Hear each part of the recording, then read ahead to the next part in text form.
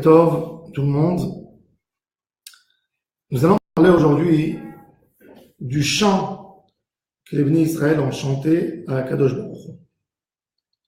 Dans notre paracha, il y a quelques sujets principaux. Qu'il y a Yam Souf, la mer s'est ouverte. Il y a la Shira, le chant. Il y a l'histoire de la manne. Et il y a la guerre avec Amalek. Ce sont les 4 sujets principaux de notre paracha. Am Israël qui chante à Kadosh Baruch Hu. Le chant est un grand chidouche dans la Avodat Hashem.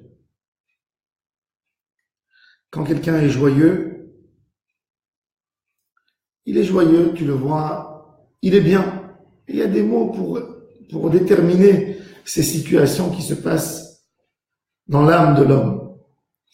Un homme qui est joyeux, il est content, il y a content, il y a joyeux, il y a content, il y a joyeux, et il y a un niveau bien plus élevé que ça, c'est que tu te réjouis à tel point que tu commences à chanter.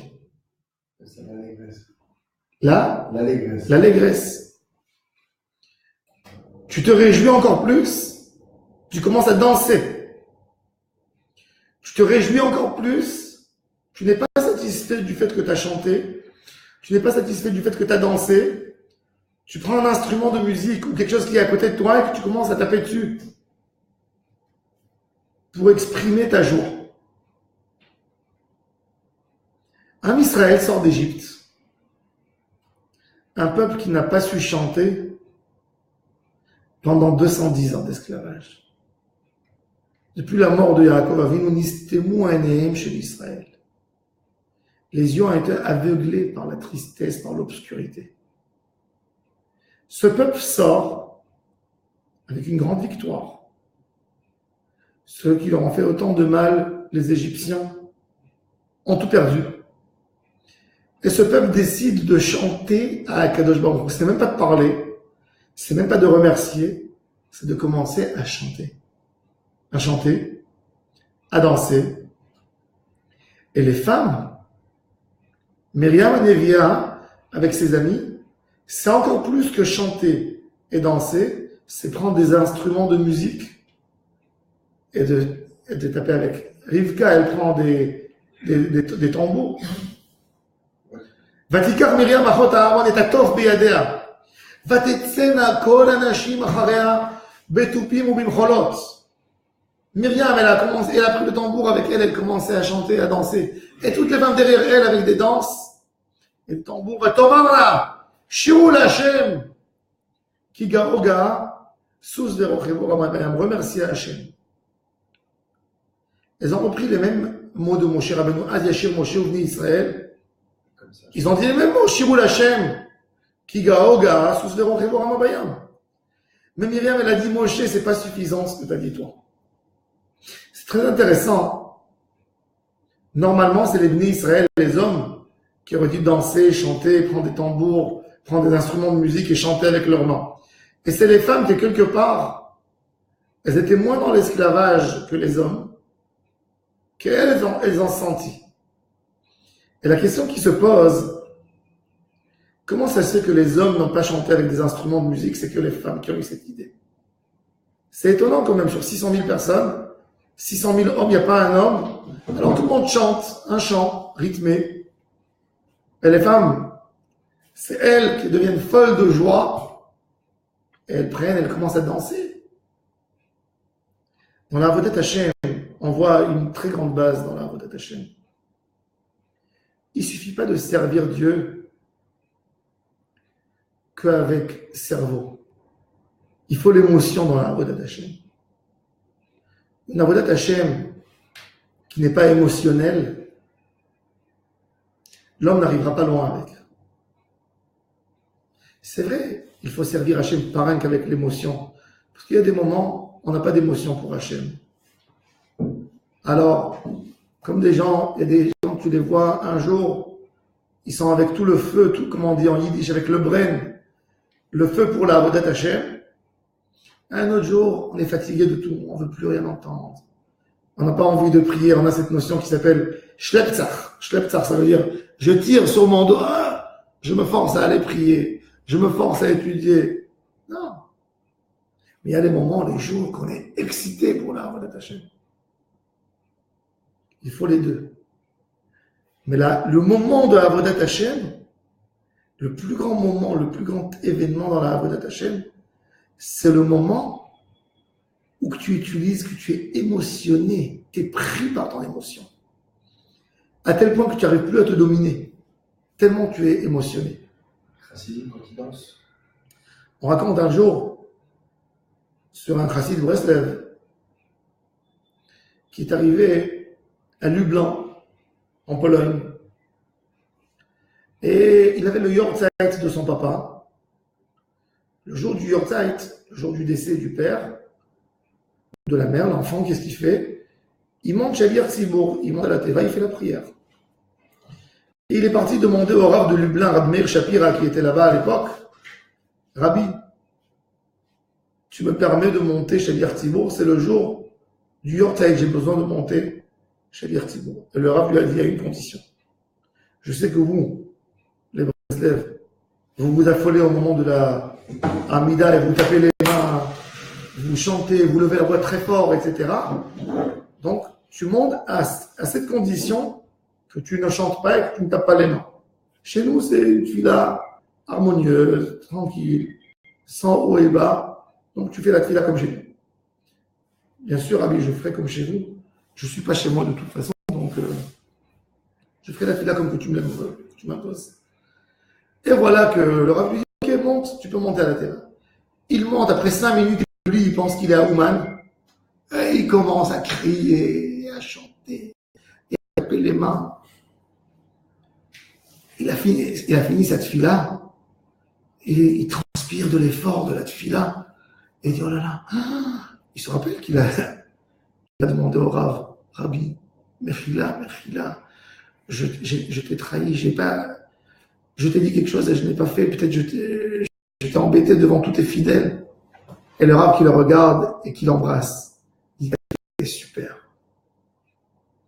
Il a dit, quand moi, tu es venu me poser la question, je t'ai dit les règles de la prière d'ici, mais tu as prié, comme que tu le sens. Tu t'es donné à Hachem. Est-ce que je pouvais rester là et te regarder comme ça? Tu m'as même collé dans ton amour à Hachem. Il n'y a pas de règles dans le chant. Ce qui est beau dans le chant, c'est que le chant, il va exprimer ce qui se passe chez moi dans l'âme. Tu ne peux pas dire à quelqu'un, il faut chanter de telle manière. Pour parler avec Hachem, il faut avoir ce niveau du chant. Non! Je suis fou de joie. Chacun d'après ce qu'il exprime. Chacun, il exprime quelque chose qui se passe en lui, dans son cœur. Il exprime une autre joie. Myriam Anevia, elle est venue enseigner à Moshe Rabbeinu et à tout Am Israël, mettre le feu, mettre l'émotion dans la Avodat Hashem.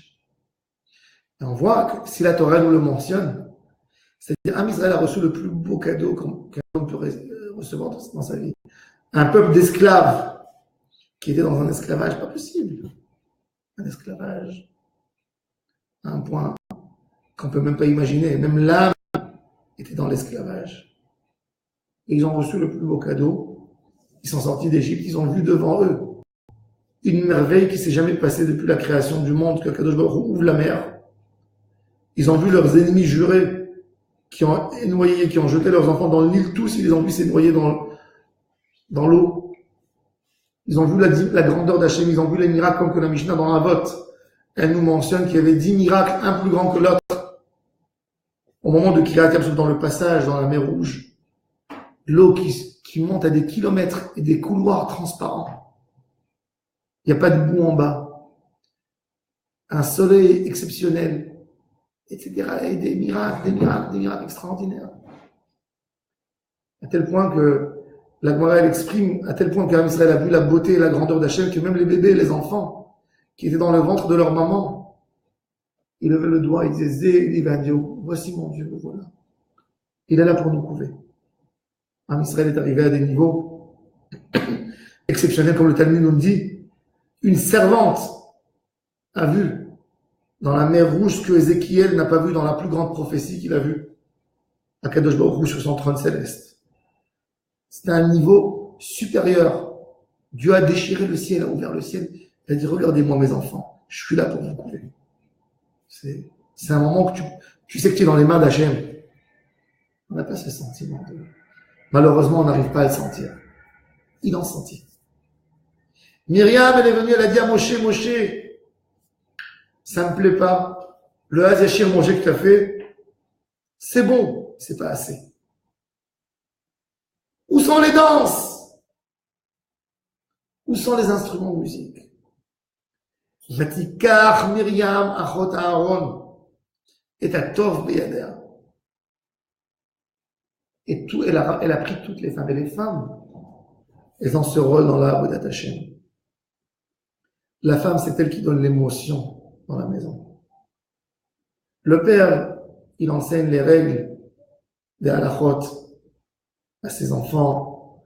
Il vient, il leur dit Shabbat, vous allez venir avec moi à la synagogue, assourd de faire ça, moutard de faire ça, il faut faire ceci. Mais la maman, elle donne le haïmish, elle donne le feu dans la maison. Elle dit, mon fils, je veux t'écouter chanter les chants de Shabbat. Elle a ces mots de Mouna, de se coller à Kadosh Baruch Hu, c'est son rôle dans la maison. Son rôle, c'est Vatikar Myriam. Le Moshe Rabbeinu de la génération, il chante. Mais la femme, la tzaddik de la génération, elle danse. Elle amène toute l'émotion dans la Kedusha. Une Kedusha, une Avodat Hashem, qui avec émotion, elle ne peut même pas être comparable à une Avodat Hashem sans émotion. Une tefila avec des larmes. Une tefila quand on tape les mains, quand on chante, quand on danse. Un lechadodi quand on danse. Est-ce qu'on peut le comparer à un lechadodi tout simple? On chante, on est assis, tous à table.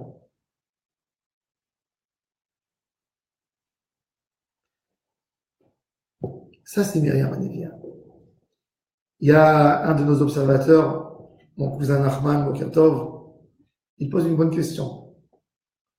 Il pose une question que Chazal, dans le Midrash, pose. Vatikach Myriam, Achot Aaron et Atov Beyada. Myriam, la sœur de Aaron.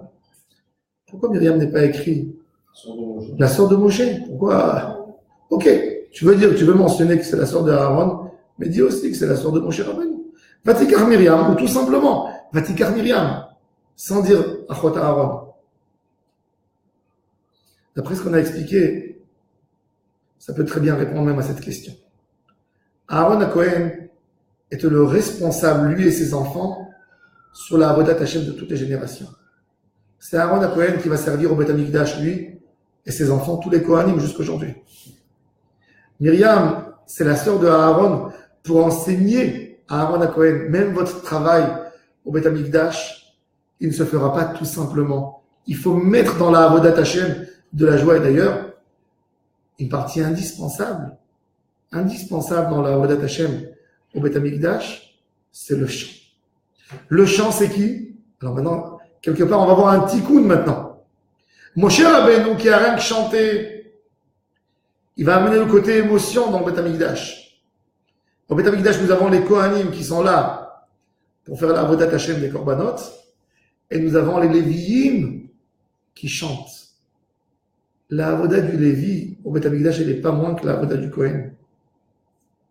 Le fameux tzaddik qui est là pour mettre l'ambiance, pour mettre cette atmosphère exceptionnelle, pour mettre cette ambiance de la Avodat Hashem, il n'est pas moins que le Kohen qui sacrifie le Korban. Parce que le Kohen qui sacrifie le Korban, il ne peut pas sacrifier s'il n'y a pas le chant derrière. Et c'est pour ça que la Gemara a dit, tout celui qui étudie la Torah sans chanter, son étude, elle n'est pas considérée. Quand tu étudies la Torah, ça doit être un chant. Quand tu fais tefila, tu dois te lâcher. Tu dois te lâcher. Tu dois oublier de tout. Tu dois être fou de joie pour Hashem Yitbarach. On raconte sur le Levouche, Rabbi Mordechai Yaffe, qui a écrit un livre qui ressemblait à Shulchan Aruch. Quand il faisait les Chadodi, il sautait dans tout le Beth Midrash. Il sautait, il criait. Il oubliait de ce qu'il était. David Amelech, dans sa Avodat Hashem, quand il a inauguré le temple, il faisait des roulades pour Akadosh Baruch Hu. Comme il nous dit le Rambam, celui qui se dit, il est dans un endroit où tout le monde chante autour de lui, il tape les mains. Et lui, il est noble. Lui, c'est un duc. Lui, non. Moi, je tape les mains. Moi, je me parais ridicule. Moi, je me parais petit. Il dit le Rambam, il est orgueilleux. Il est idiot. Il est idiot parce que qui a quoi que ce soit comme place, qu'est-ce qu'on attrape dans la vie de tous les jours devant le Créateur? On n'est rien. Donc déjà, saute et réjouis-toi que tu as eu le mérite de parler avec Hachem Yitbarach. Ça, c'est le Inyan. Az Yashir Moshe. Il est écrit d'ailleurs dans les livres Kedoshim, et ça, c'est pour tous les célibataires qui nous entendent. Tout celui qui fait Az Yashir Moshe avec grande kavana et avec chant, il trouvera très rapidement son zivoug. Pourquoi? Parce que cacher le zivougo chez la dame, qui est Kirat Yamsouf. Le zivoug de l'homme est difficile, comme la traversée de la mer. Pour trouver. Et quand tu chantes la traversée de la mer avec une grande dvékout, tu amènes avec toi une lumière qui a aidé à Am Israël pour traverser la mer. Et au même moment, comme ils étaient là-bas, ils sont là. Une fois, Rabbi Shmelke, l'élève du Maguid de Mezrich, il est monté, Shaliach Tzibour, en Allemagne. Il est parti voir son frère. Et son frère a dit aux Juifs d'Allemagne, qui étaient des Juifs avec un tempérament très froid, très posé, comme ça. Il leur a dit, si mon frère va monter chez Tzibour, vous allez avoir peur. Ils ont dit, allez, qu'il monte, on va voir. Il paraît que quand il a chanté les passages de Kiryat Yamsouf, tous les gens dans la synagogue se sentaient tellement avec lui dans Kiryat Yamsouf qu'ils ont levé leurs habits pour ne pas que ça se mouille. Tellement qu'ils sentaient la notion de Kiryat Yamsouf. Il est écrit, très très grande zgoula, pour se marier, de faire des kavana gdola, tout le lien de Az Yashir Moshe de Kiryat Yamsouf. C'est Bezrat Hashem que ce chant, la force du chant dans la voix d'Hashem, l'émotion, elle rentre dans nos cœurs, qu'on serve à Kadosh Baruch Hu avec beaucoup d'émotion, et on atteindra cette lumière de Kedusha que nos parents ont eu quand ils sont sortis d'Égypte, qui mettent et Tramelet Mitzrayim à Redoniflot. Baruch Adonai Leolam. Amen, amen. Une excellente journée à toutes et à tous.